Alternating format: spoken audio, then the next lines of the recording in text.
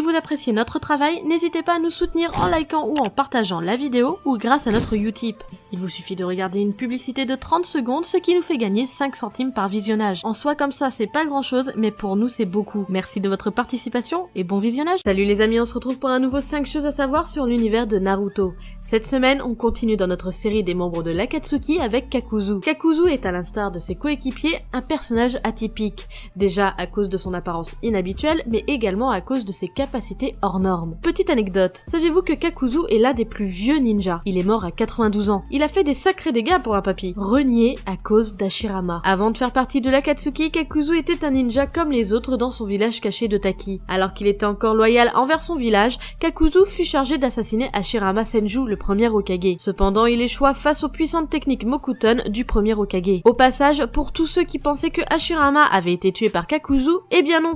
Il l'a certes affronté, mais ça s'arrête là. Les causes de sa mort n'ont pas encore été révélées. Bref, malgré les immenses risques que cette mission comportait, Kakuzu n'eut droit à son retour à Taki qu'au blâme et à la condamnation suite à son échec. À cause de ce traitement, cher payé pour un shinobi ayant risqué sa vie pour son village, Kakuzu nourrit une haine violente envers ses dirigeants. Les masques de Kakuzu. Nous l'avons bien remarqué, la caractéristique principale et longtemps cachée de Kakuzu est ses masques. Il possède en tout 5 cœurs ainsi que 4 masques incrustés dans son dos, qui permettent lorsqu'ils sont contrôlés par l'un des cœurs d'utiliser un élément en particulier. Une fois retirés de son corps, ils peuvent attaquer indépendamment, chacun ayant un corps composé de fils noirs caractéristiques de Kakuzu. Chaque masque est relié à un élément, le lion pour Katon, le taureau pour Reiton, l'aigle pour Futon et la tortue pour Suiton. Apparemment, il a complété ses aptitudes naturelles d'automne par les 4 manquantes. Il récupère les affinités de ses ennemis pour les stocker dans ses masques. Chaque cœur provient de shinobi morts, il peut donc les changer au fur et à mesure qu'ils sont détruits, ce qui l'empêche de mourir également. L'amour de l'argent. Kakuzu aime l'argent et c'est ce qui fait sa personnalité. Il apparaît comme quelqu'un de cupide et assez matérialiste,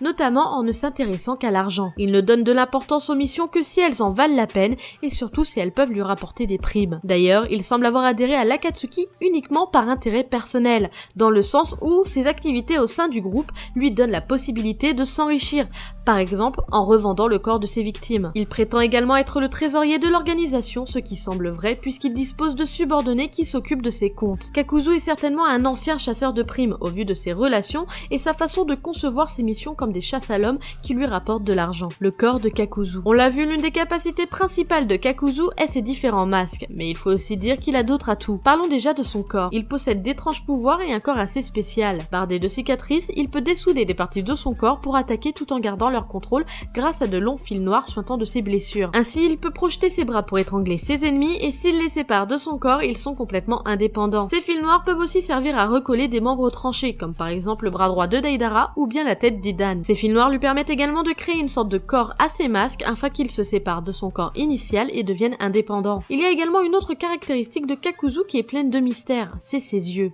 À quoi sont dues ces couleurs atypiques? Son grand âge ou une capacité héréditaire? Hélas, même avec toutes ces apparitions, aucun indice n'a été donné par rapport à ses yeux. Peut-on espérer un one-shot ou un roman sur son histoire? Le ninja voleur. Kakuzu est un combattant très sûr de lui et méticuleux, mais aussi très prudent qui ne dévoile ses forces que peu à peu. Il sait bien alterner ses pouvoirs et utiliser les affinités au meilleur de leurs possibilités. Il est intelligent et s'avère être un vif analyste, sachant anticiper les attaques de ses ennemis et riposter en un très court instant. Cette capacité pouvant être attribuée à sa grande expérience qui lui a certainement permis de mener de très nombreuses batailles et d'affronter une multitude d'adversaires. Enfin, c'est bien beau tout ça, mais qu'est-ce qui lui est légitime? On a bien compris qu'avec les caractéristiques de son corps, il a pu se transplanter des masques qui ont chacun un élément. Le lion pour Katon, le taureau pour Reiton, l'aigle pour Futon et la tortue pour Suiton. En ajoutant la capacité d'automne que Kakuzu utilise pour durcir son corps, il semble donc avoir accès aux 5 chakras élémentaires. Mais en soi, si l'on résume ses capacités réelles, Kakuzu est un maître en bidouillage et en vol. Il lui suffit de prendre le cœur d'un ninja pour pouvoir avoir accès au type de son chakra. Donc finalement, Kakuzu n'est qu'un opportuniste. Ce 5 choses à savoir sur Kakuzu touche à sa fin, j'espère qu'il vous aura plu, n'hésitez pas à me le dire par commentaire, likez et partagez la vidéo, ça me fera super plaisir et ça me pousse